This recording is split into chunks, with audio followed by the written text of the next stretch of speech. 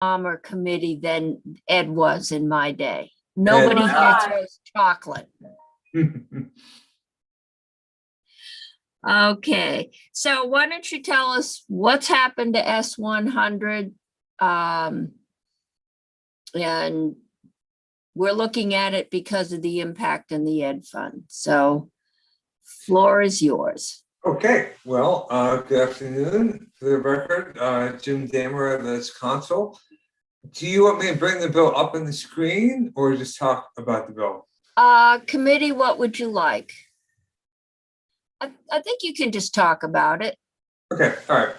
So this bill would do two things primarily. It would first provide universal breakfast to all students in public school. And the cost of that would come off the top of the Ed Fund. And the cost of that would be $8 million. So it both requires schools to offer universal breakfast as a mandate and provides a funding source for that mandate, being the Ed Fund. And I understand that the $8 million is approximately a penny on the tax rate. Second thing it does is it establishes a task force to consider expanding to universal meals by having a universal school lunch as well. And the goal would be to have that by the 26-27 school year.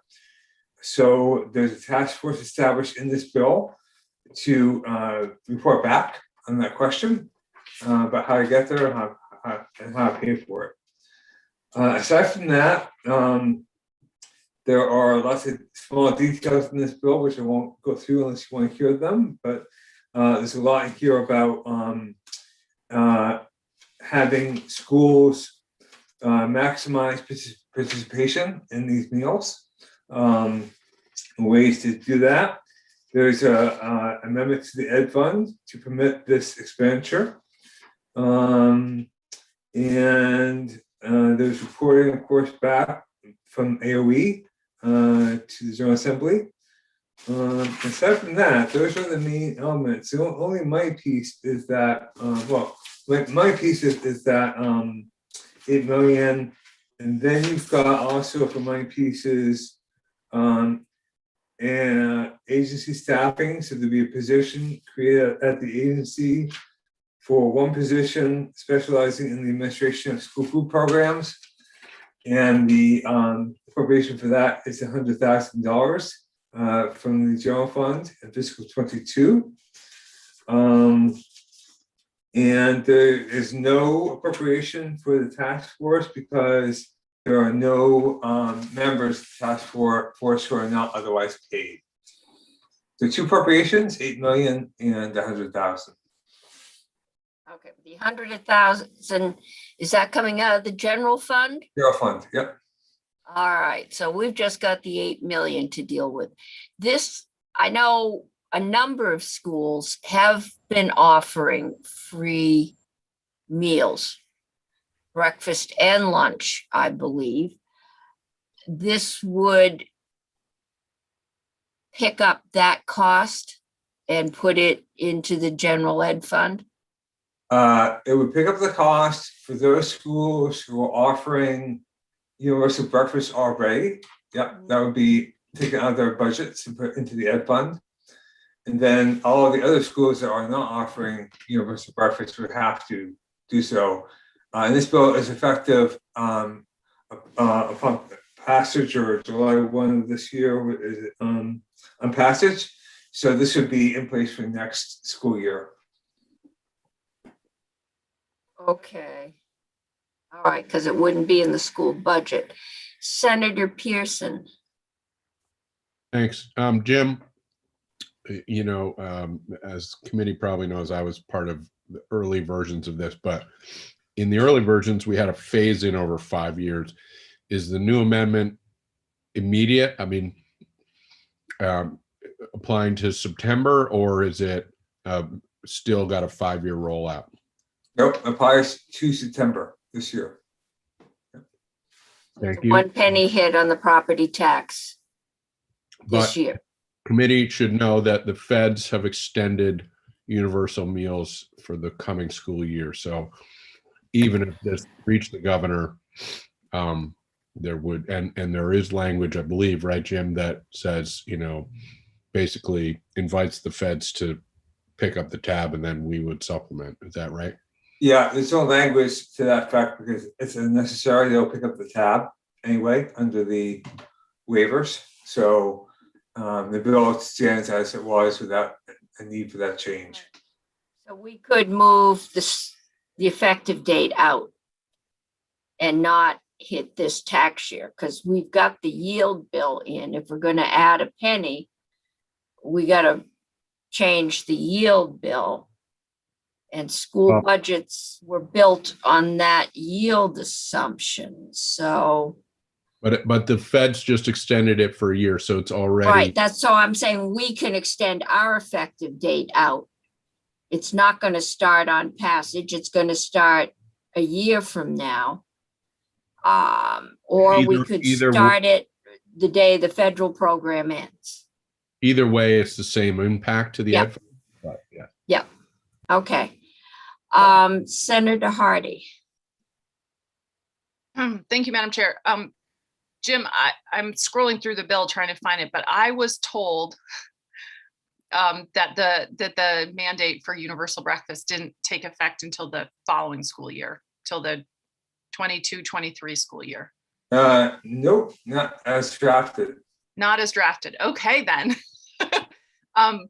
But I heard of this exchange just now, but the federal money would supersede the state money. So the school districts would use federal first before they would use the ed fund money or local money. Is that correct? I'll defer to Rosie Kruger, who's here, because she's the expert on that question.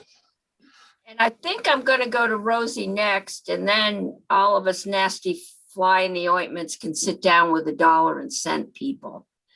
Senator Sorokin, you have a question? Michael, you're muted. Just an historical question.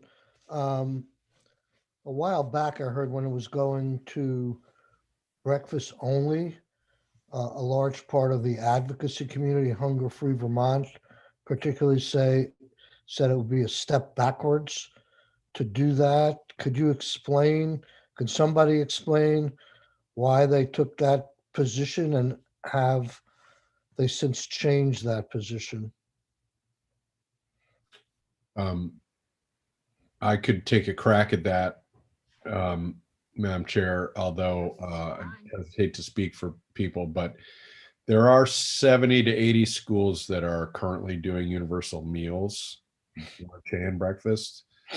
And so the concern is that, and they're paying for it out of their local budgets, although most of them, as I understand it, apply under the universal guidelines from the feds. So the feds, they don't pick up the whole tab, but they effectively pick up most of the tab. So there is, I guess, but that's all on the local budget, local decision, local budget, applying through federal programs, which are very convoluted. So I think part of the concern is that you might cause them to scale back. So again, 70 or 80 of our schools in that situation. Also, it only addresses part of the solution to deal with breakfast, and so they're committed to universal meals more broadly. And do you know from your perch on agriculture whether they still oppose the bill? I don't think it's fair to say they oppose the bill. But they're really going to push us to the task force concept, and which explores how to get to all meals. So I don't think we'll be getting emails that say don't support this. I think you may get emails that say, hey, try to do all the meals. Okay. And a follow-up question for Jim is, how does, let's say I assume there are schools out there that just do breakfast only now? Is that correct? And how does it work financially at the local school district for those that already do it for breakfast? Do they just save that money now and will get picked up by the ed fund? You're muted. Okay, You're muted, Jim. I'm sorry. That's correct, I believe. They would be paying for the cost for breakfast out of their local budgets. And this gives them an avenue to have that paid for by the ed fund. okay. All right. I'm gonna go to Rosie. And then we can sit down and haggle over the dollar and cents. So Rosie? Sure. Roy So first. for the record, Rosie Kruger, State Director of Child Nutrition Programs at the Agency of Education. So Senator Pearson is correct that there were 12 waivers that USDA issued this week that cover school year 21 to 22. And one of those waivers allows schools to offer meals at no charge to students next school year. We are still a little bit unclear about the extent of the waiver and whether USDA is actually going to pay for all of those meals. It seems like that's their intention. That's all, all the communications they've done around it, all the verbal communication we've received from them indicates that's their intention. But in our reading of the waivers, there's one little tricky piece that we see that they haven't addressed. And so before we go ahead and certainly tell all families and schools that meals will all be paid for by the feds next year, we want to just make absolutely sure that that's the case. I'm at this point, after having had several conversations with USDA, I'm fairly confident that that's the case, but again, we haven't seen it in writing. So where we stand right now, we know that many schools in Vermont will be able to provide meals at no charge and have those full costs reimbursed by the feds next year. It's just a matter of this last group of more affluent schools that might not hit all the criteria for USDA for them to pay for all of the meals. And we just want to get clarification before we tell you and tell the schools that USDA will be reimbursing all those meals for free. Okay, so we may have a group of affluent schools where, and we're going to ask if the FDA covers all the less affluent schools, and they're already, my understanding is there's just so many kids that qualify for free meals that they can feed everybody on the basic amount of money. But if the FDA isn't covering them, we're going to ask the property taxpayers to pay for free lunch for students, many of whose parents can afford to pay for lunch. I know one of my local schools said it was $468,000 to do that. So I should clarify that the bill isn't talking about lunch other than the task force. The bill is No, okay, but currently free providing breakfast then. breakfast. All right, but we would be, so if the FDA isn't coming through, this USDA. year. Yeah, USDA. If they aren't coming through this year for affluent schools, then the property tax will be paying for breakfast for students in affluent schools. Is that how that will work? If this bill were to pass, in time for the start of the school year, that would be the case. Again, I'm fairly confident that we're going to hear from USDA within the next week or so to clarify that yes, in fact, they are paying for all the meals. Again, that's been all the messaging that they've been providing. It's just not totally clear to us from the actual waivers that they provided. So before this bill gets, Yeah, they have to get money, don't they? I mean, until Congress or somebody authorizes cash. They have the funding. It's Have a the matter funding.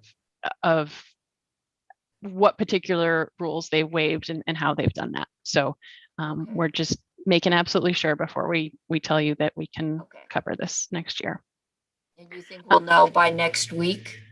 I'm very hopeful that we'll know by next week. All right. yeah. Senator Pearson. Madam Chair, I'd just point out this is an S bill, so we got a long way to go. But we also heard, well, we know the ed fund is got a surplus right now, but and that has been generated by the sales tax, and so I it's entirely accurate to say this is borne by the ed fund. I'm not sure why we omit the biggest driver right now, or the element of the ed fund, which is the sales tax, which is overperforming. And I would just add that, of course, by the time this bill is realistic, assuming the federal waiver happens, we would also be adding to the ed fund the proceeds from sales tax of cannabis sales. So I do think Well, it's reasonable to suggest that, in fact, there won't be an implication on the sales, on the property tax. That's not a guarantee, but there is decent data there. And I would just say the breakfast, we heard compelling testimony from the Winooski food director that breakfast is a little different from lunch because a lot of people don't come to breakfast, right? They eat food at home and come in. And so this concern that we would be picking up the tab for more affluent families doesn't bear out. It's not as likely for breakfast. And in fact, what they were seeing in Winooski is it really helped attendance. It helped people show up for school. It helped them show up on time. And part of this was the motivation to come get breakfast. Winooski now has had a universal breakfast and yeah, lunch. they've been doing dinner for a while.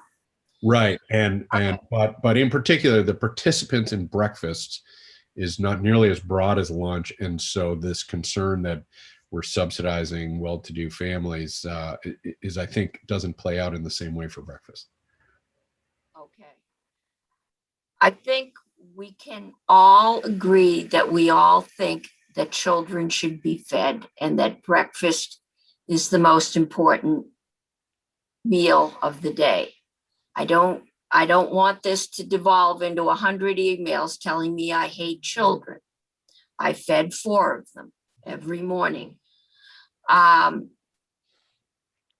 think the question is, if we are putting 8 million, and that will go up because the price of food, and then there's a proposed mandate that we buy it locally, which is more expensive generally than buying it in the grocery store.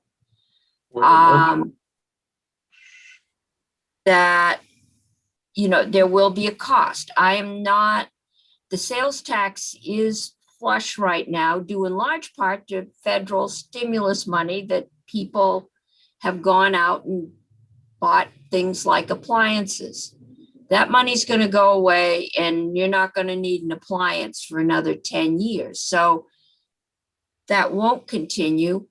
The cannabis has been being held out there like Santa Claus for many years, but I am not prepared to spend that money right now because every time there's another state that legalizes it, and there's talk the feds will legalize it,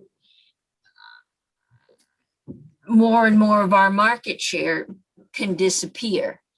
And so unless we're going to pull a New Hampshire and set up cannabis stops at the border, which I don't think we'll do, I'm not spending that money right now. I mean, it may come in, but right now, the decision we've got is we've got schools that have sewage in the basement that have, they have severe disrepair. We have an awful lot of need in the ed fund, and we have nothing to help schools with expansion. We have a $30 million hit, which we are covering with that surplus this year. But in 3 years are going to fall on the backs of the folks,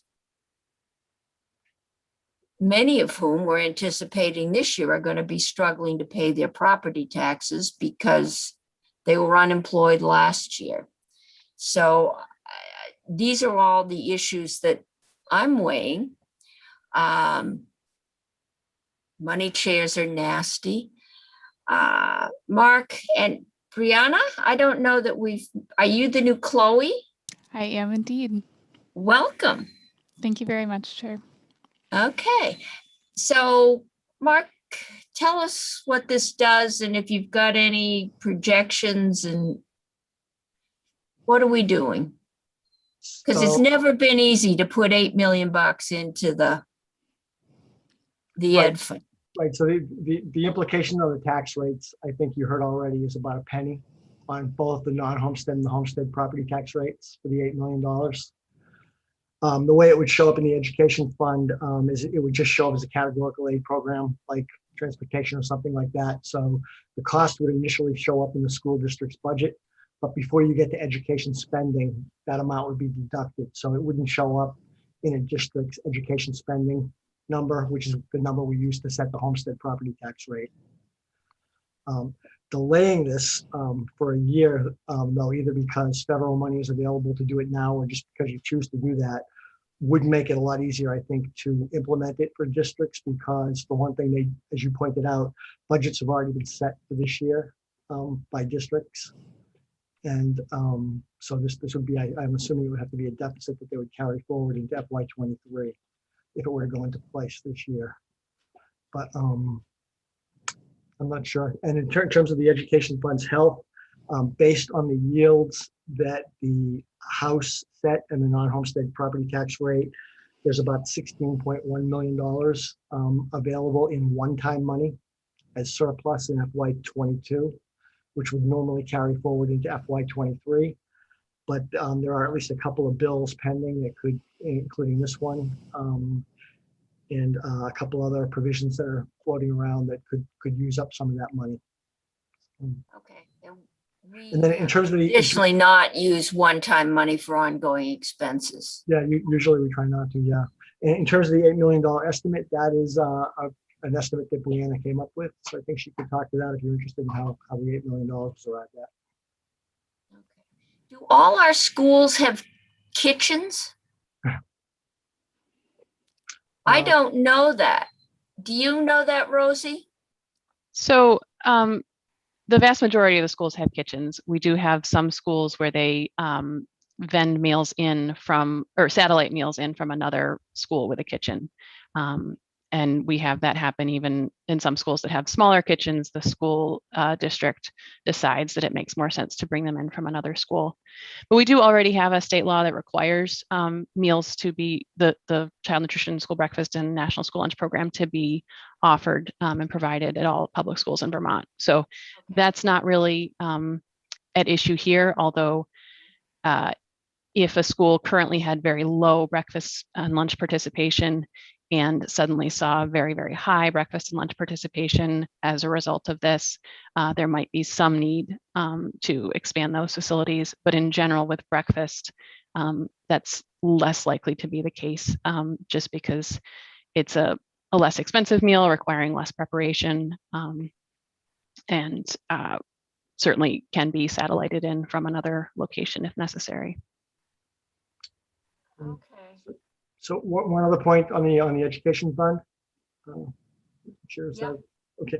Mark? Yeah. The reason we consider this to be a cost for property taxpayers is that the additional amount of money, the additional amount of money that may come in because of the sales tax under current law would be available to reduce property taxes or hold down property tax increases. So that non-property tax money, whenever it comes in, we normally just plug in the whatever the forecast is and assume that money is available to hold down the amount of money that has to be raised by property taxpayers. Okay. Because we've also, it's been a fight almost every year, not used one-time money to cover property tax increases because the next year it's not there and your property taxes go up twice as much. Right. I think a couple of years ago, you had a debate with the House over this, and I think you ended up splitting the difference. Oh, more than one. Yes. Yeah. But using one-time money. So this is ongoing. We have got a $30 million hit, right? That's ongoing from the pension. That's right. The normal cost of teachers' pensions. Yes. Okay. So when we come out of all this surplus, probably not next year, but the year after, we've got $30 million to cover in the ed fund, and this would give us an additional 8, unless the feds decide to continue feeding children breakfast, which would be a wonderful policy. But that's what's there. Okay, I got Senator Hardy and then Senator McDonald.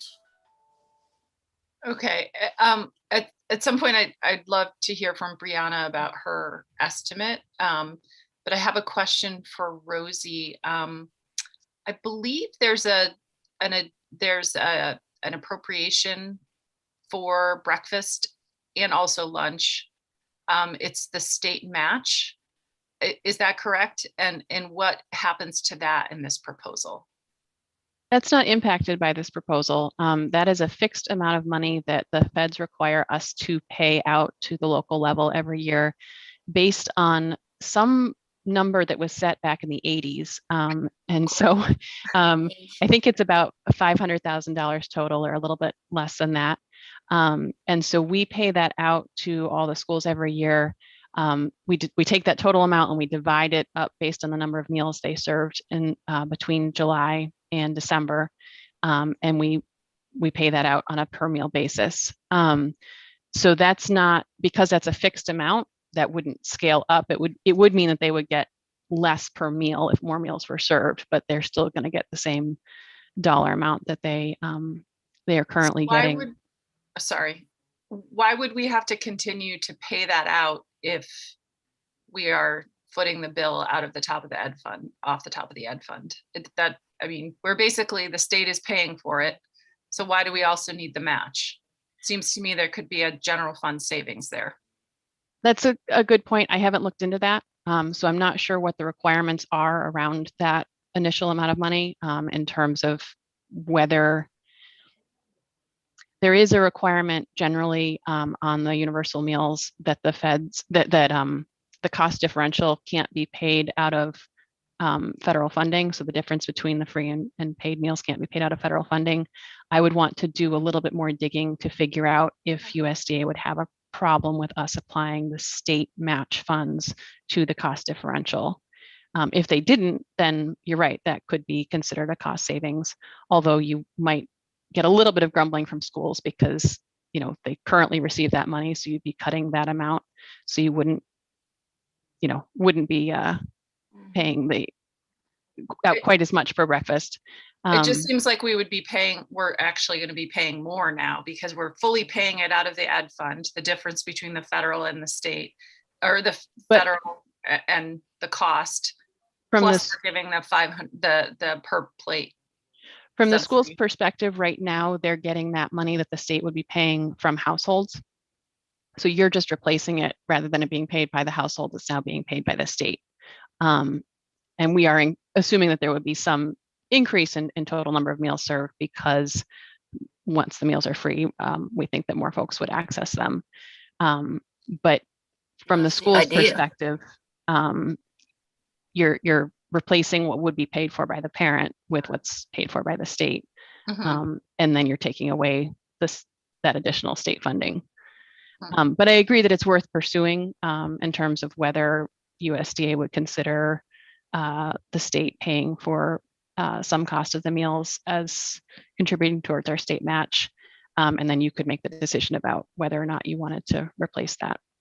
So that's I'm assuming that in the 80s, we weren't looking at breakfast and that money is offsetting the cost of lunch.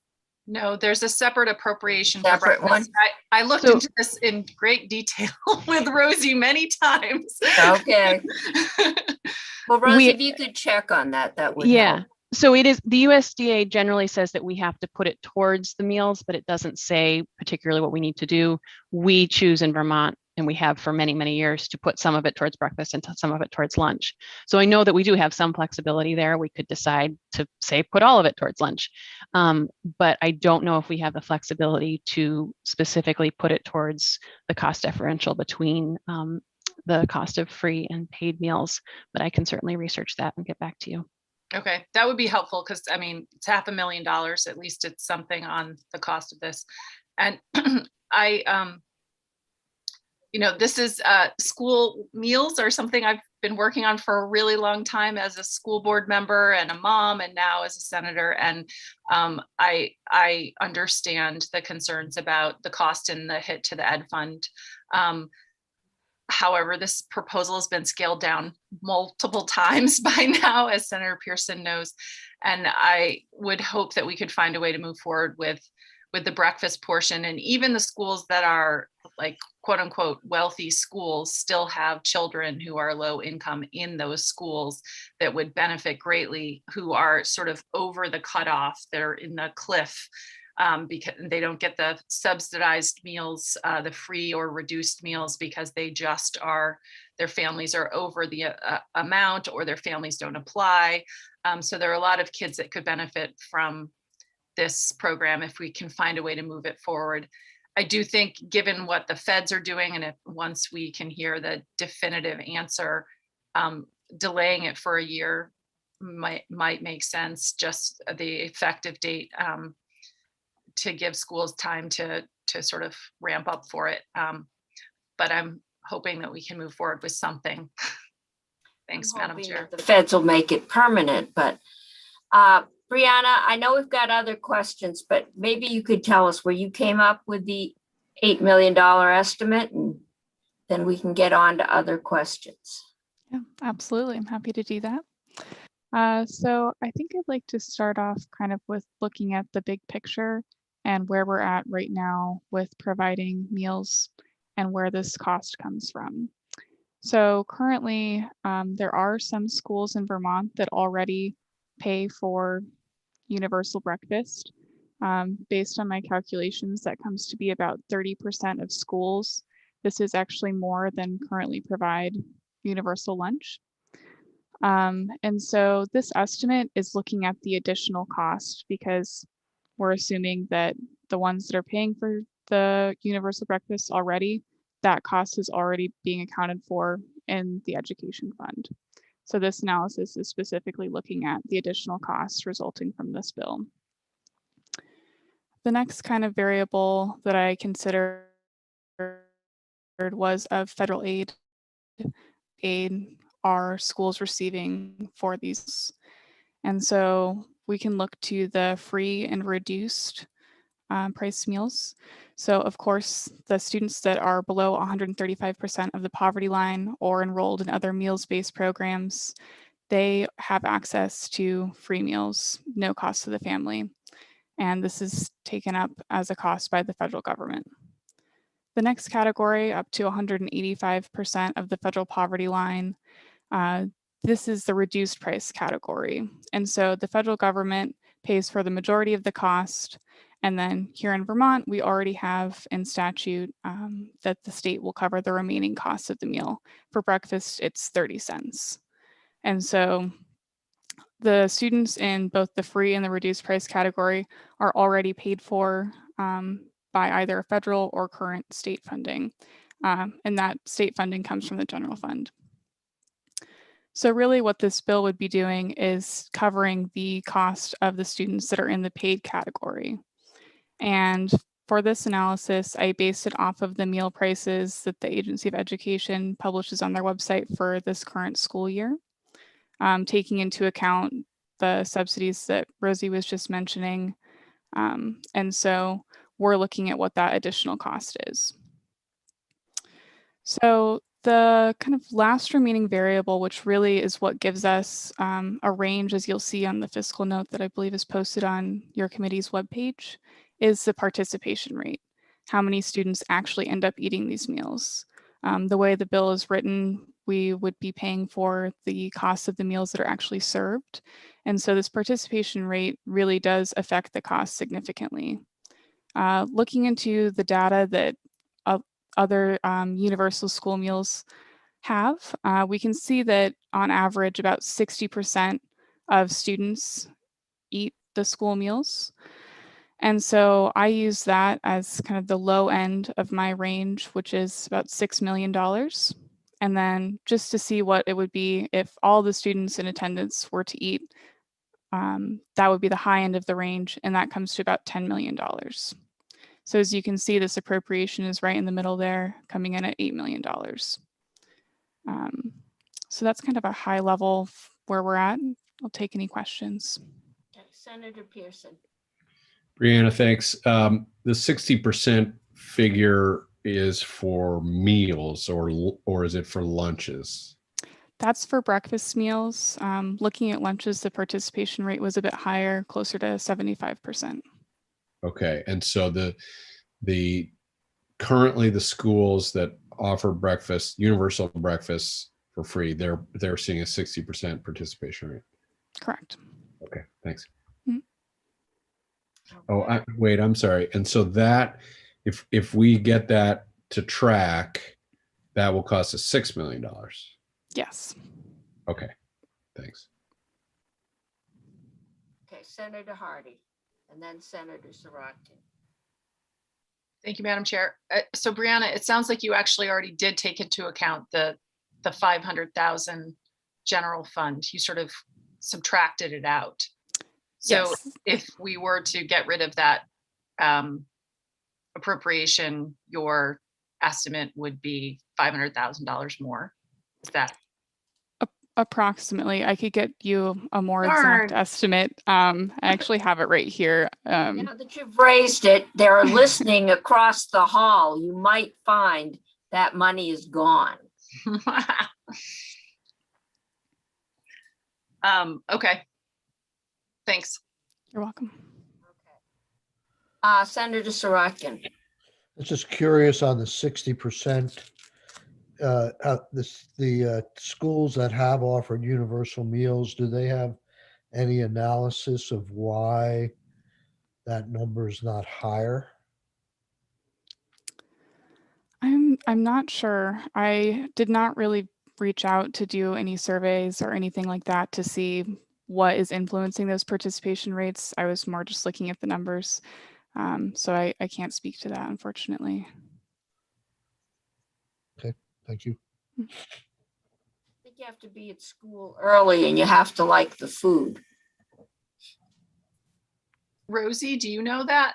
The schools that have universal breakfast, do they have a higher participation rate than those that don't? In general, the participation rate is higher when you have universal breakfast. I think the variables, and I can't tell you for sure what's impacting it, but the variables are certainly how breakfast is offered. So if it is offered before the bell, so kids do have to get there earlier, then obviously you're going to have a lower participation rate.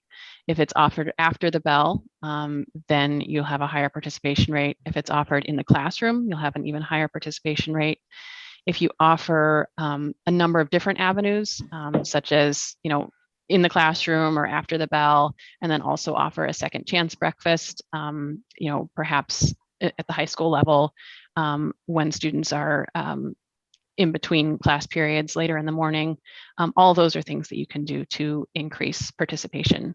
But if you put it just before the bell, if you make it difficult to access, if you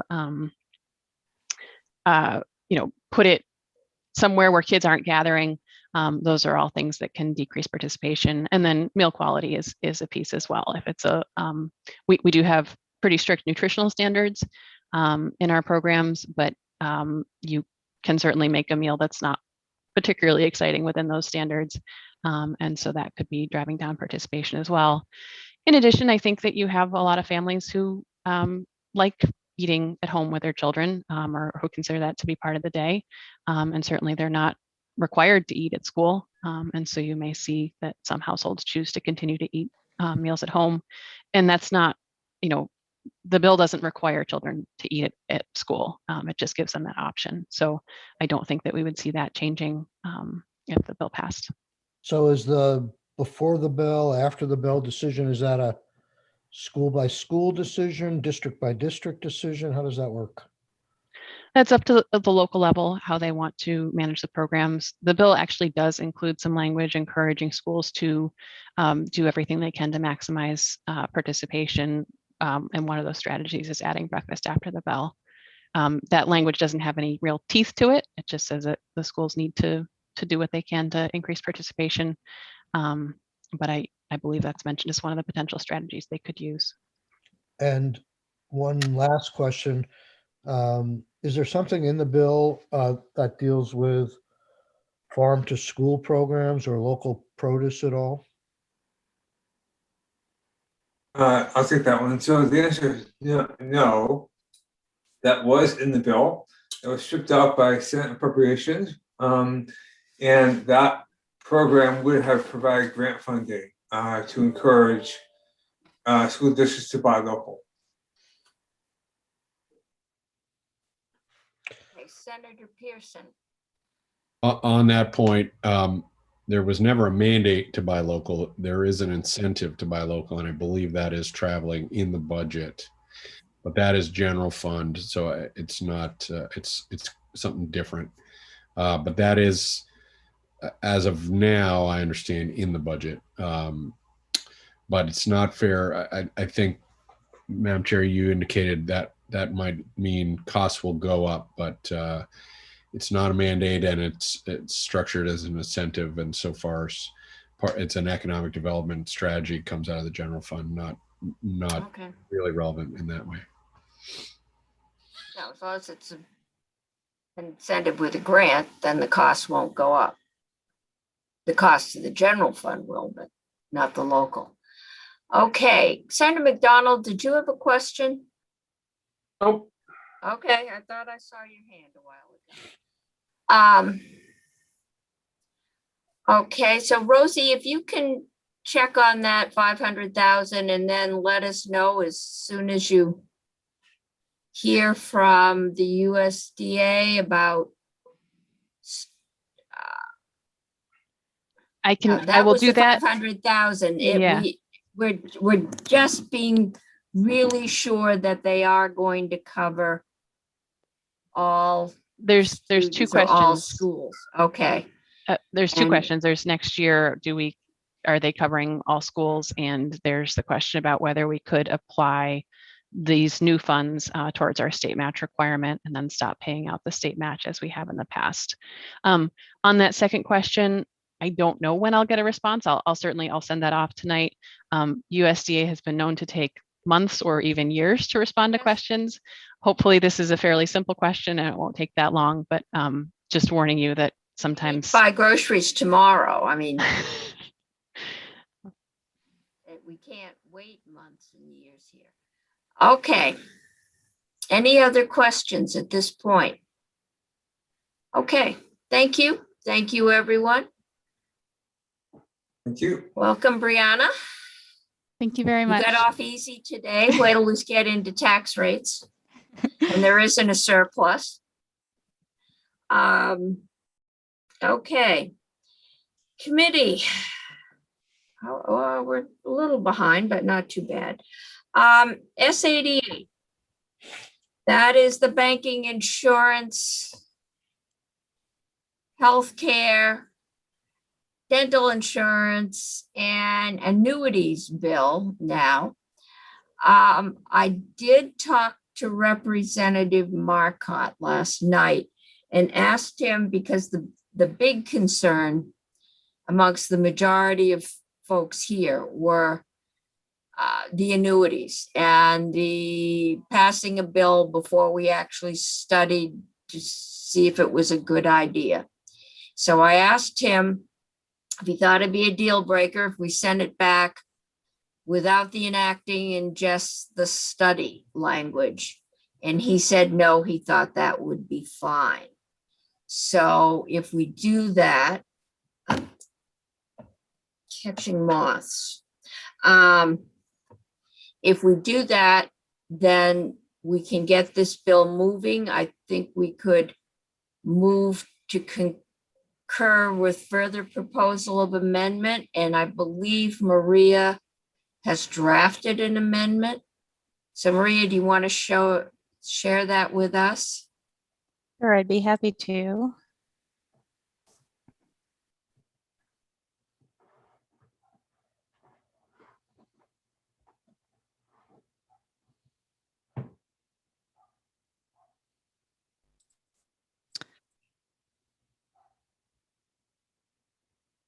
Madam Chair, while we wait for Maria's screen, what is your expectation with S100? We don't have the bill. As I understand it, we're No, now we do. I thought we did have the bill. well, it's been ordered July, so it's on the Oh, floor. okay. I was hoping we could get an answer to a couple of those questions and then vote it out or Okay. vote on it. I'm not going to presume the vote. So perhaps Tuesday. Perhaps we'll see if Rosie gets those answers back to us, or at least some indication. Thank you. Okay, so Maria, where are we? Okay, can you see the draft now? Yes. Great. So I drafted it now as it's a floor amendment sponsored by Senator Hardy, who was the reporter of the bill. Wait, do we have to amend this, or are we just sending it back with further proposal of amendment? Well, you'd amend it on the floor. Oh, we would amend it on the floor. Okay. Yep, you would amend it on the floor and it, Okay. yeah, concur to the House proposal amendment with further proposals of amendment that you would then vote on the floor. So the bill will not actually be recommitted to your committee. You'll just have the vote on the floor, and you can sign, co-sponsor, all of you individually if you would like to do that, or you could just have the reporter of the bill or whomever offer this amendment on the floor. Okay. I'll leave that But up to individual committee members. We'll take a head count. okay, so actually there are 3 instances of amendment. What it does is it basically removes the statutory amendment, keeps the report requirement, and then there needs to be an amendment or revision to the effective dates because you no longer have an effective date applicable to the new statutory change. So it's actually pretty simple. It just requires a little bit of drafting to make it all happen. So you'll see in the first instance is the actual striking out of the statutory change that, as you know, decreased the statutory minimum interest rate. Section 33 now is the reporting section, and the only reason why that is amended is because you had a cross-reference to what was section 33 of the bill. So just there had to be a technical change there, conforming change. So we took it out, we fixed the conforming language, and we put it back in. Right. And then the effective date just removes reference to the statutory effective date, which was next year. So a lot of words, but that's the only change. And that's only this section, right, that is effective next year. Correct. So Okay. you amended the law, but you made it effective next year. So Right. this proposal takes out the amendment and takes out the effective date because it's no longer applicable. Right. So the only thing that will be left is the report, and that's due in January by the commissioner. Okay, so next year we can. That's right, that's 2022. Okay, committee questions. Is this okay with everybody? Senator McDonald, that's a thumbs up. Senator Sirotkin? Not a thumbs up, but a statement. No. So I'm sort of with the healthcare advocate. This bill is too important to vote against for the the change in the dental insurance. So I still have concerns with that. And one of the things I just wanted to express was that I did some research last night, and at least one of the states, I wasn't able to look at a lot of them, that does the same thing that Vermont does, has a provision, it's California, that says that for non-covered services, that they should be limited to not being charged more than the usual and customary rate that the provider charges. And my concern has always been, while I agree with the dentist that insurance companies shouldn't be lowballing in any way non-covered services, I'm afraid that if we make this change, it could come out on the other side where the dentists could charge excessive rates on these non-covered services to consumers. So all I'm saying is that I will look a little further into that. And if I think there's some value, and maybe even the dentists would agree with that, I might pursue that further as the bill goes forward. Okay. All right. I guess the one question that I have about usual and customary services is that there has been some history of abuse by insurance companies in setting what usual and customary services means. If you recall, Optum Healthcare, I think it was Optum, before they became involved with Vermont Health Connect, had a different name in New York State, and they paid a $50 million fine for manipulating usual and customary services in order to effectively overcharge people for services. And it was an insurance manipulation. They ultimately paid close to $500 million in costs for doing that. So I'm concerned about usual and customary and what it means. And as am I, and I will look into it further. I thought I heard the Dental Society testify that they would charge the usual and customary rate for the non-covered services. So This one doesn't say anything. This just says that if you don't cover it, you can't tell the dentist what they can charge for it. right. And we do not approve rates. One of my fondest or most painful memories is having all the CFOs of the hospitals in when we were working on healthcare reform and cost shifts, and asking them, so what does it cost to take out an appendix? What is your cost? And all I could get was, well, there's the usual and customary rates. Well, what is the usual? I never got an answer. It was a long, painful morning. The room was packed with people. And if you try and get what's in a customary rate, I think it's what the market will bear, or the insurance company you're switching it on to will bear, but it's pretty hard. I saw Senator Bray. Yeah, don't they have something like a master list? I forget, that's not maybe the right term, but so if you're under a plan, it's one thing.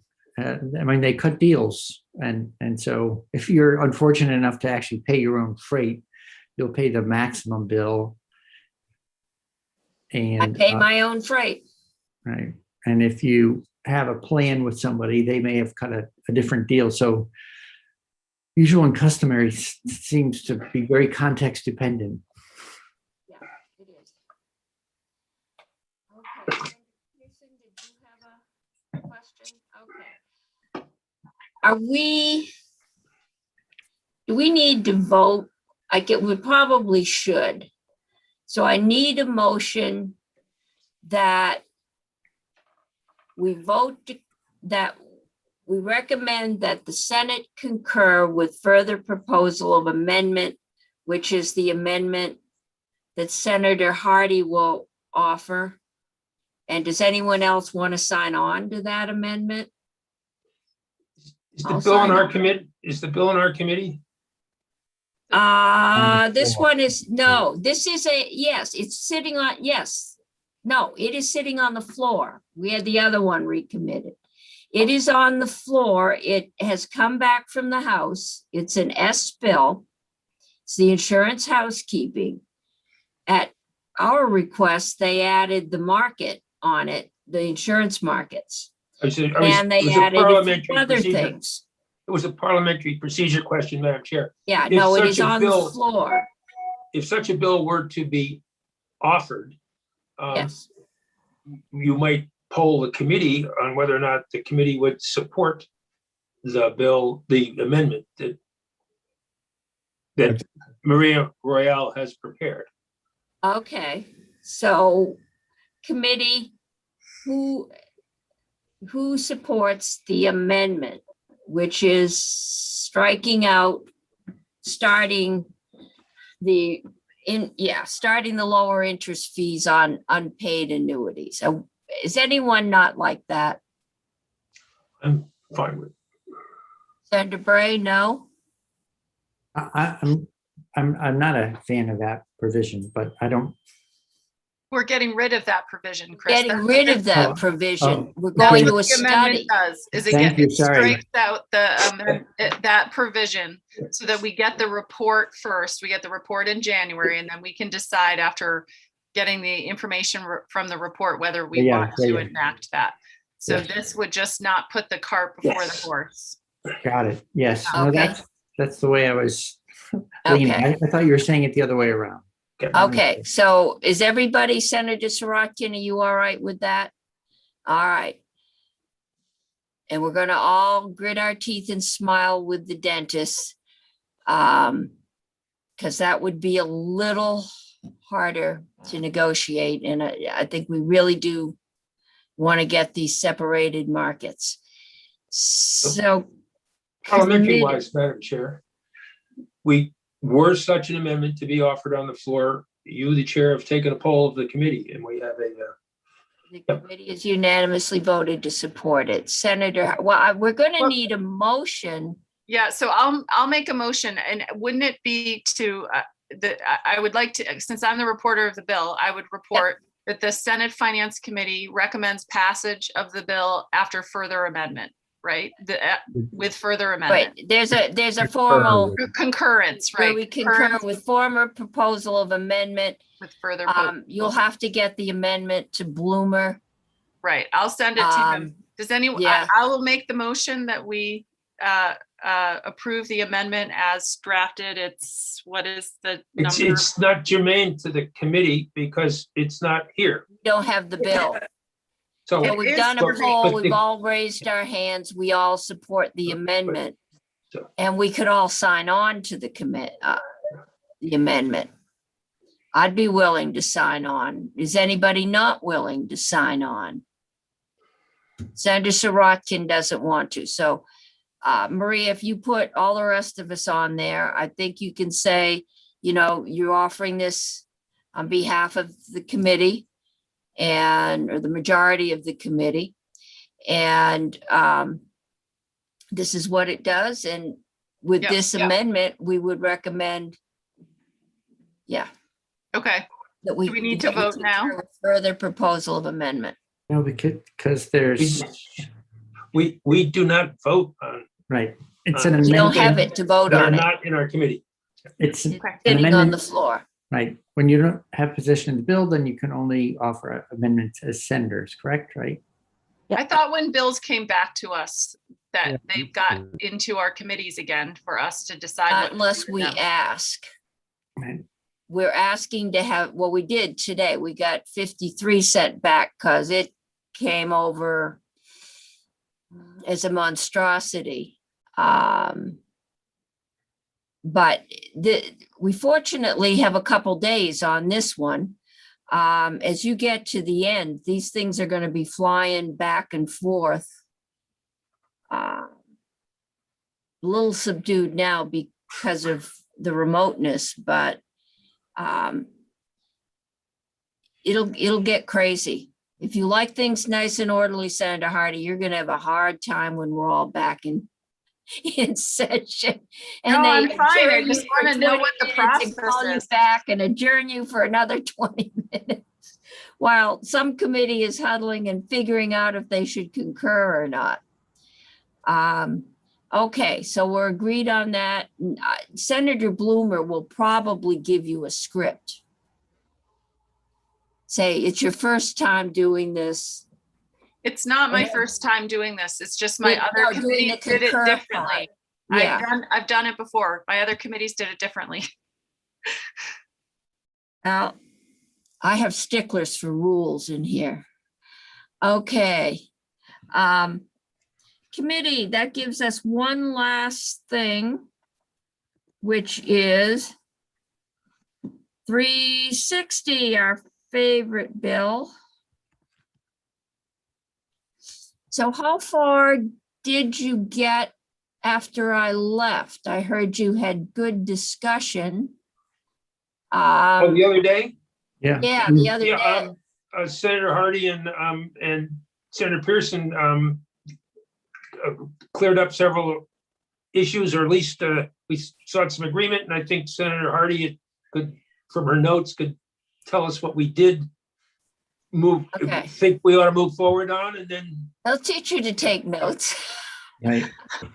What And I suggested was that everyone look at the section of the bill that had the priorities for the distribution of grants and decide whether they felt like those priorities were strong enough, if we wanted to strengthen them, if we wanted to enumerate them, if we wanted to add or subtract them, if we wanted to call them something besides priorities. That was my suggestion. Let's put those up then and talk, because they are probably the most important thing we're going to do. And then I'm doing a lot of thinking about governance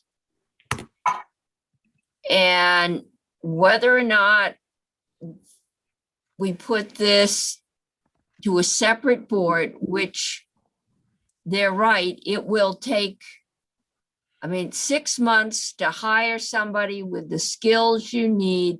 The governor is opposed to creating any vast bureaucracies. And I don't, yeah, I don't want to do that. So I'm thinking of where we could stick what in state government, where there would be, clerical services, legal services, a few other services readily available. The two places that are most obvious would be the department, PUC, because I'm really not looking for a regulator, I'm looking for a promoter. So the other place might be ACCD, who promotes, but just something to think about.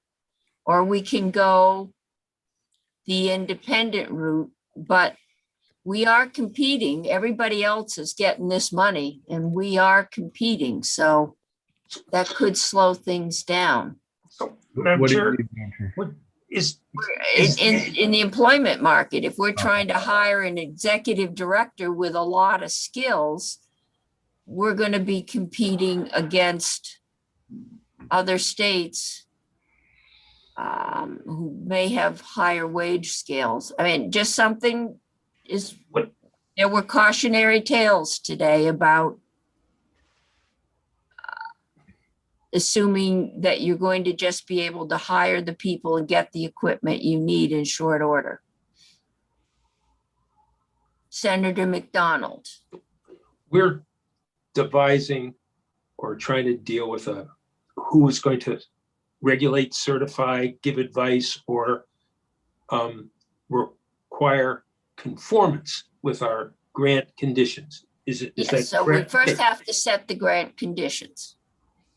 Okay. All right. That's I my just point. threw that out for thought, because that and funding for that office are the two biggest things I think we still have to deal with. The rest of it, we're kind of fine tuning. So Maria, let's go back and see if we can make some progress on priorities. We talking grant conditions now, or are we? Allocation system funding priorities. So these are the priorities. And are they in? I'm assuming that they are in some kind of a priority order, because the first is our service to unserved and underserved. And we have definitions for those? There are actually, there are definitions in the chapter, but they're not in order of priority. They are not in order. No, no, and they are, as you just said, they are priorities, they're not requirements. So So just for the some, purpose of this grant, there should be specific guidelines that say whether you are eligible to get it or not. Well, I think that we will correct? also caution today to allow some flexibility, because the more requirements you put on, if you only put on 2, you're good. If you put on 10, you may limit a CUD's ability to work. Correct. So what, if you're gonna have flexibility, you start out with a requirement and then you make Okay, exceptions to so it. what's the requirement, Senator? Well, we have said to areas that are unserved or underserved. And we have yet to really define that, because the question, well, let me back up. Now, there is a definition. There's, okay. She's How would backing up this- for you. How would the Senate define underserved? All right. Well, what's So- in there now? I'll Go just tell you what's in there now. And if you want to adjust it, of course, that's your prerogative. So this is the definition section that I have up now. There's a cross-reference there to the connectivity initiative. If you want to be more explicit and have the language actually in this chapter, that might be clearer. But for purposes of this chapter now, underserved means you have access to broadband that's between 4.1 and 25.3, actually under 25.3. That's underserved. Unserved is less than 4.1.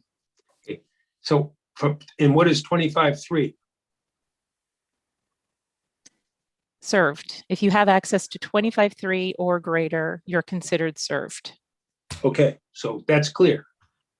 I think it might be better to put those numbers in there, because the average person reading this is not probably going to have access to the Vermont statutes annotated. Sure. Would, Madam Chair, Yes. would this is an opinion, that basically if we adopt these numbers that have just been set forth, we would be sending money for grants to places that are unprofitable and not be spending it in these grants to places that are profitable. Is that I'm a little nervous about implying unprofitable or profitable, because Senator, I hate to tell you, but they've got to make a profit or they're going to go belly up, because they got to pay their bills. Yes, okay. Okay. Yeah, so I don't have a problem with profit. either do I, but we are, okay, so we Oh. have a dividing line that we're agreed Yes. to. Yes, And, okay, it's not good. tied to profitable. It's tied to service. correct. 'Cause I it's don't have statutory. 100, and I assume I'm a profitable line. Okay, And you're served. So we're And agreeing I'm with the House served. on this. okay. Okay. So can we go back to priorities? Is the first one all right? Do we want to make it stronger? We say where the money's going, where it isn't for these grants. Okay. Okay, support broadband service that is capable of speeds of at least 100. symmetrical. Okay. It says support. It doesn't say require. All right. Well, then maybe, Madam Chair, support would be, we could come back and revisit that after we figure out how, what the conditions for CUDs and the other utilities that you're concerned with. If we can come up with a solution for the other small utilities, then if we have a solution, then we may go back and require it because we've drawn a line. All right. Let's move Maria, ahead. the word support is strange to me in this context. Do you know what the House was thinking when they came up with that? I don't think so. I mean, I think it was, well, two things. They didn't require 100 symmetrical service. Okay. What they wanted to do was leave that ultimate determination up to the CUDs, because all this money goes through the CUDs, and to give them some flexibility. Are we That there may be requiring fiber? Yes. But they're right. They're not requiring, you could, I've heard that discussed in your committee that you may want to make that a requirement that all projects funded by ARPA funds in the bill support 100 symmetrical. The House bill does not do that.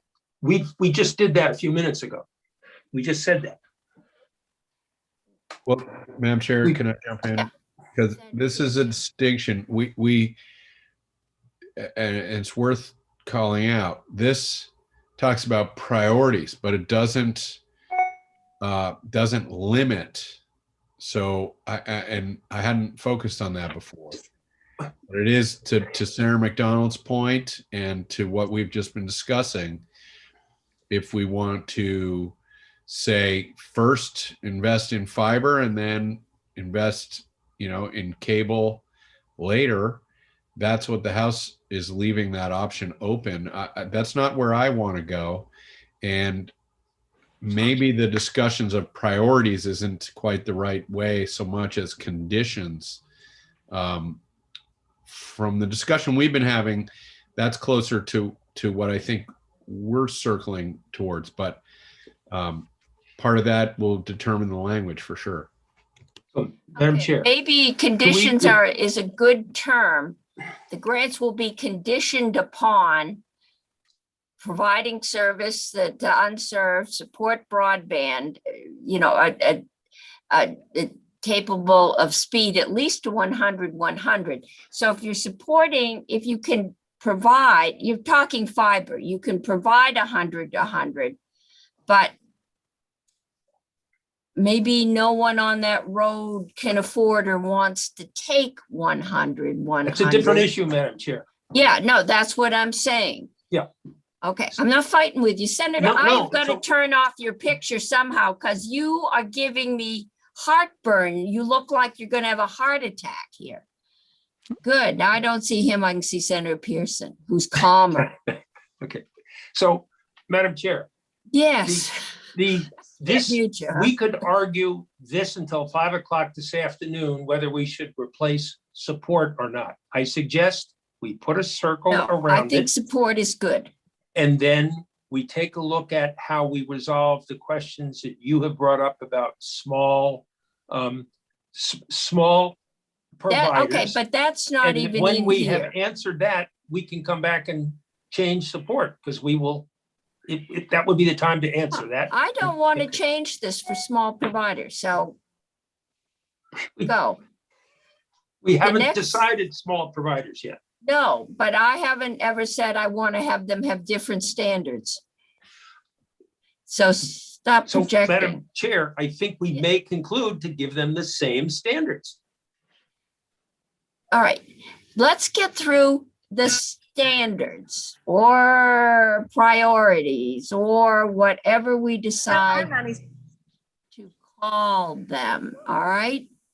So we're going to do support services that's capable of doing 100 speed. I suppose that leaves it open to if in 5 years they come up with a satellite that can do that. You can do that. Okay, leverage federal or public-private partnership resources. That's, well, that's yeah, I don't know. Whatever that that's- means, yeah. Yeah, I don't know if that's a mandate. Support low-income or disadvantaged communities. That's what you have suggested, Madam Chair. We may need some hookup grants to whatever we decide. But that would be the next thing we'd have to decide is where do we get the money from hookup grants and how are they different from That's the underlying 100 out to where it's unavailable. Yep. Right, and it's not hookup grants, it's the access monthly fee. And That's the hookup third one. hookup That's the third grants, one. yeah, That's- we could pay that's- hookup grants out of ARPA funds. Yeah. And Okay, so so we got If you the want to say disadvantage, support geographic diversity of fund allocations. All right, it can't all go to Chittenden County, that's standard. We're already. And and provide consumers with affordable service options. All right. Include public broadband assets that can be shared by multiple service providers and that can support a variety of public purposes. That's the, is that the ORCA community? This is the open access. This is the open Provision. access. Mhm. Okay, I don't think open access is the problem. It's net neutrality that's the problem. So the House did not discuss net neutrality, so I can't really speak to that. In terms of the open access and all of these, you know, again, they wanted them as priorities. They believe these are important issues, but they did not want to make them requirements because they didn't feel that necessarily open access might work. There might not be a provider that was willing to put its own money towards building infrastructure that they were not the exclusive user of. So that was just the discussion that they had there. That's why none of these are requirements, but these are things that the authority will look at as it's looking at all of the proposals and how to distribute the grants through the CUDs and their partners going forward. So these are important considerations. If you want to make them conditions, then by all means, you can make them conditions or add to them or whatever you feel is appropriate. yeah, in which case we would come back to number 7 if, as we continue our deliberations, we make them conditions. Yeah. Okay, Chair, right now, additions, subtractions, committee. Madam Chair. Yeah. Oh, sorry. Yes, Senator Pearson, I Yeah, can't no, see no. you. I heard Senator Hardy first. Go. Okay, Senator Hardy, sorry, can't, there okay, you are. hi, thank you. Hi. It seems to me that there are two kind of lists that we need. One is, what do we want to be the requirements for this entity, whatever we decide it is, to give out grants to individual projects? So if I look at this list of 7, I think we might want to say that in order to get a grant, a CUD or whatever entities we decide are eligible have to provide service to underserved and unserved locations as part of a plan that achieves universal broadband coverage in a community or CUD. That would be a requirement for a grantee to get a grant, and that they have to agree to that. And maybe we would want to include 2, which is the support of 100. But then the rest of them seem to me like those are priorities that we want more broadly to be thinking about, that we want this entity to say, we want these grants to be distributed geographically diverse. We want them to leverage federal funding. We want them to provide consumers with affordable service or whatever that's broader that the organization itself is thinking about. So there are two types of lists. One's are requirements for receiving a grant, and two are the priorities that this organization, whatever it is, have to abide by. Yeah. And so you've got two you have to do to even, lists. two you have to do to even submit a paper. Exactly. Then the And then if rest, you can't provide universal service in your area at 100 and 100, and you can't unserve or underserve, then you can't even get a grant. You're not even under consideration. but your goal, Yes. and you're probably not going to come in for a grant unless you're a really small town to do your entire town. You're going to come in, but that has to be your goal. This is part of your goal, part of your plan to serve your entire town with this service. And after those, and the underserved, after that, your Yes, Madam grant is Chair. going to be ranked based on how well you've. Yes, Right. Madam Chair. So maybe this entity, excuse me, Senator McDonald, if you could just let me finish.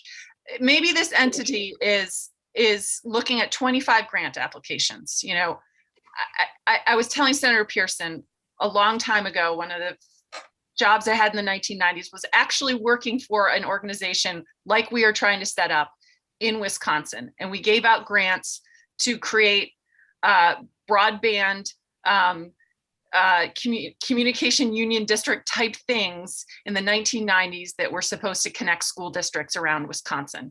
And we were given criteria that we had to look at, that the legislature had passed, that said, these are the criteria for individual grants that you have to look at. And then these are the criteria that you as an organization have to look at. And so, you know, that you can't even give a grant out. And so with their 25 grants come in, and you can then rank them, like you said, Madam Chair, saying, we've gotten 25 grants, we only have enough money to give out 10 of them. What are the 10 best proposals we have that meet all the criteria for individual grants, and then meet the broader philosophical value-based criteria that the legislature said? And those are the two distinctions that I think we need to have in here in order to make this a successful grant program, and to have accountability involved in it, for both at the individual grantee level and at the broader program level. So, Madam Chair, Yes. I think Senator Hardy is absolutely correct. And Good. when we know what the criteria is for getting a grant, and we know what Senator Brock might suggest to us, how to make those grants reviewed and accountable when they're not done, then we can come back to this section and see if it needs to be adjusted. But we haven't decided, other than that we seem to be saying that anything that a CUD does to make contracts and so-called partners with other people is a doorway to get in to getting grants. We haven't answered how the Franklin telephone companies, the Waitsfield. No, we And haven't. when we answer that, we will. No, have, it's a different question, Mark. We need Yeah, to. it is. Right, We need it's a the different list question. first. No, It's a different question. No, it is not. If we decide to let them in, they're going to get ranked exactly like everybody else. Yes, Set the criteria up to handle the CUDs or the Franklin telecoms. Who cares? I'm and agnostic. once you do that, Well, that's what we're doing. That's what No, we we're not tried to doing. do. Mark, That's and what if we're you doing, Mark. And take that's a what deep breath, we could get hey, it done. I will get off the screen, and when we start talking about how to address and the conditions, then I will participate, because I'm obviously interfering with stuff now. Okay. I am Maria. Can we go back to sharing the screen? It's Friday. I think we all need to go home, but let's see if we can't agree that these are the criteria. Are these criteria that we want we've got the first two that are requirements Oh, and yeah. Yeah. So then others. Madam Chair, Senator Hardy, I think was really wise to say we have some criteria and then we have some priorities, and they're different. And so I definitely have a few other criteria that I think should be in there. Good, that's what I'm looking for. Does So anyone want to take anything out? Okay, then let's start talking about adding in. Senator Pearson. I think there should be a criteria that the entity will either offer universal coverage in their service territory, or the way I can think of it is something like, or ensure that universal access is provided for. In other words, if you're a CUD and 40% of your town is already covered, you don't have to go back and deal with that 40%, but you got to finish it out. So something like that. And I also think, Senator McDonald, that's the way we deal with the Franklin Telecoms or the Waitsfield Telecoms, because those guys are universal, or they should, I believe they providers of are. last resort. I believe that's right. And so I think, and I remember Chair Briglin over on the House side said something like, this is what we were poking at, but we ran out of time. So I think they landed somewhere similar. So to me, that would be a criteria in addition to the speed. And I think, at least as a placeholder, we should insist on net neutrality in here. But that's maybe more controversial, but I think this is our opportunity. Open act, well, no, we already decided, or the House decided not to do open access. No, they did do open access. And I disagree with that, but if they want to just keep it in the priorities, that's a little Right. more. It's a priority, so it's not required. Priority. Well, that's because there's the criteria that you're going to be judging by. And part of that is open access or net neutrality, which are our values. They're not the same. No, I know they're not the same, but they're two values. We have two values. We may not get net neutrality, or I like the net neutrality as far as legally possible. Because then we're covered if the FTC or FCC changes. And then, but the other criteria we need to get in there is time frame. Because I can come in and say, I'm going to cover my whole town, but it's going to take me 20 years. So one idea, I've been thinking about this, and Mr. Whitaker sort of prompted this. I'll put that on the record. Would be priority, and actually top priority to me would be an entity that's working with an existing utility. I have become convinced that this is the workforce thing.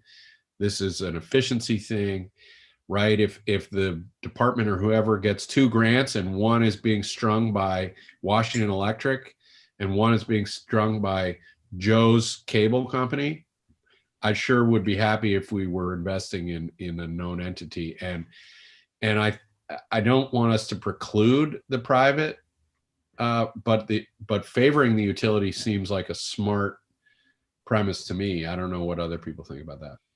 You know, we might put a criterion that says, there's one in there about partnerships. And we could say partnerships that provide expertise and trained personnel. Well, there's a utility everywhere. Why not just, I mean, we're talking about not saying you must only, but we would give a priority to.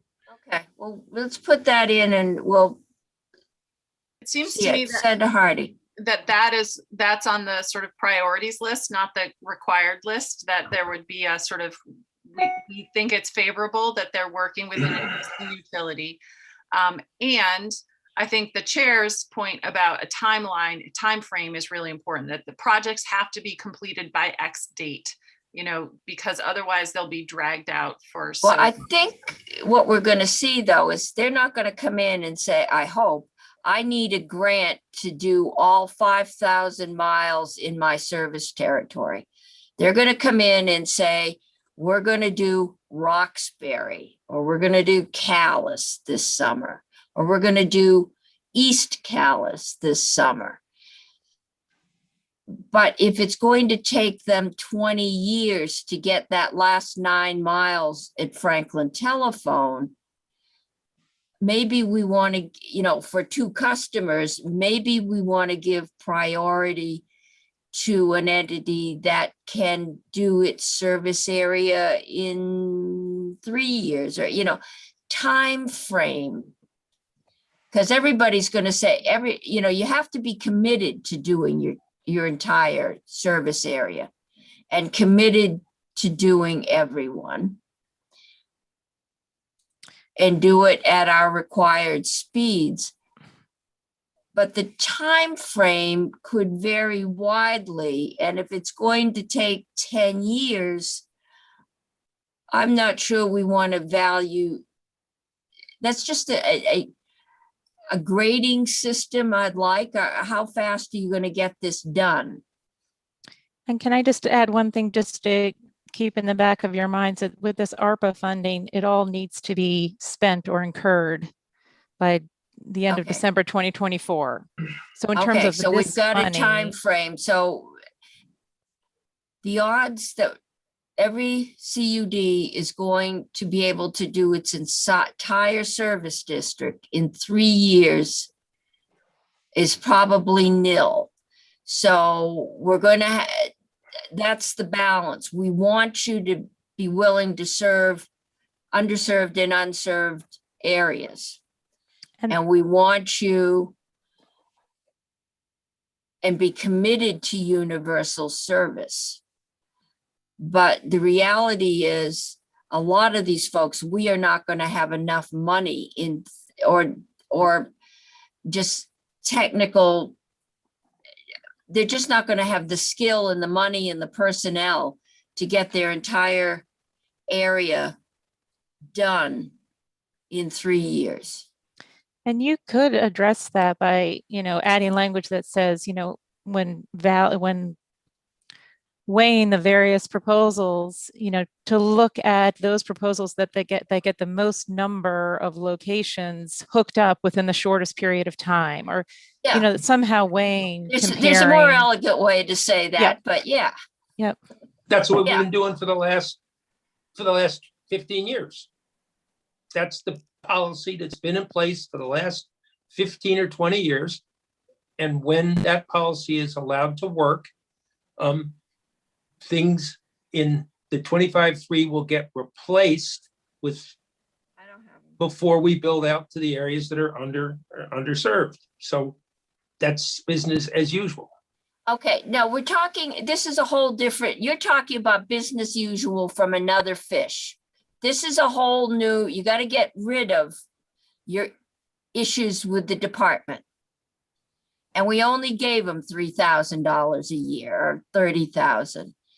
This is, how are we going, what criteria are we going to use, or is this entity going to use to judge the grants against? This has got nothing to do right now with the department. You're muted, that's good. Senator, you're muted. I think Senator Brock has been trying to talk. We are Senator going to Brock, give grants to the unserved or underserved areas. That is Yes. our goal. Yes.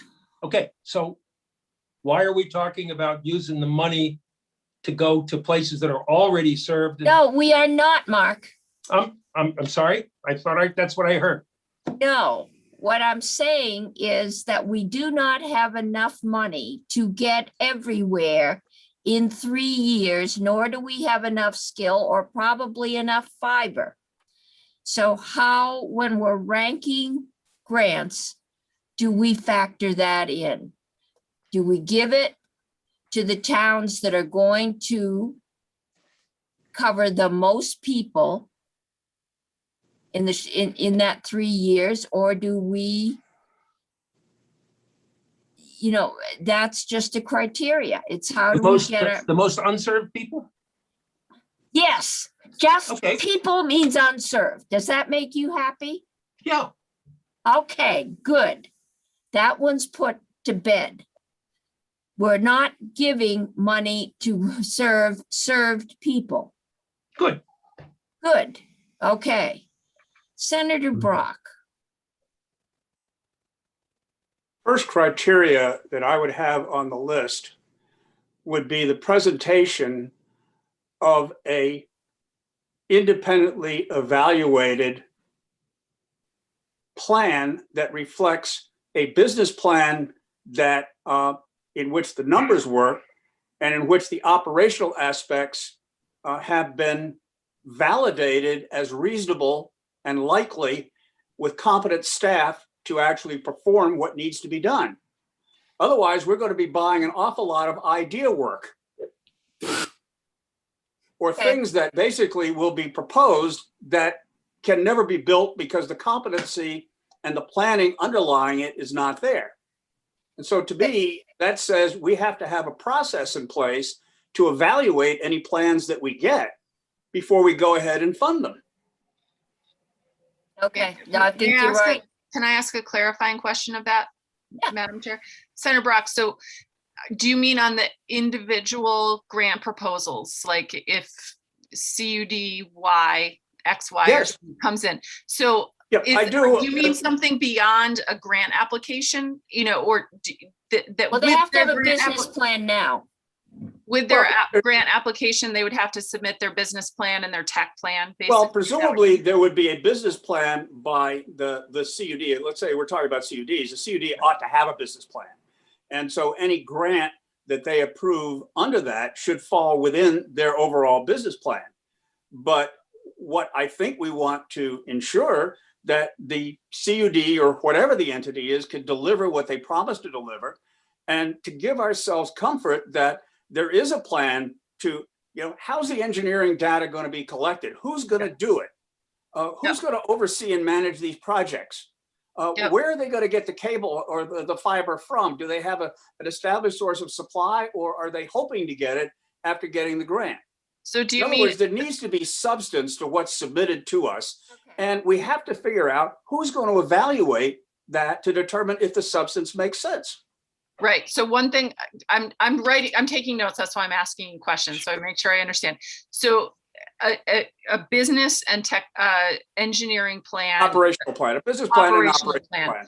Yeah, So and that most is- of them That gives already us have comfort those. that Yep. what's being proposed can actually be accomplished with the time frame that's being suggested. Yep. Okay. Got it. Thanks. Okay. They've got to have their engineering lined up. They've got to know, they've got to have a time frame for pole harvesting. They've got to have, and there might be Or they. another way to phrase that. I'm getting set to say, I'm going to let Maria, it's 5 o'clock, it's Friday. I'm going to let Maria have the whole weekend and Monday to put this in intelligible English, but I think we're getting to what really is in a viable business plan.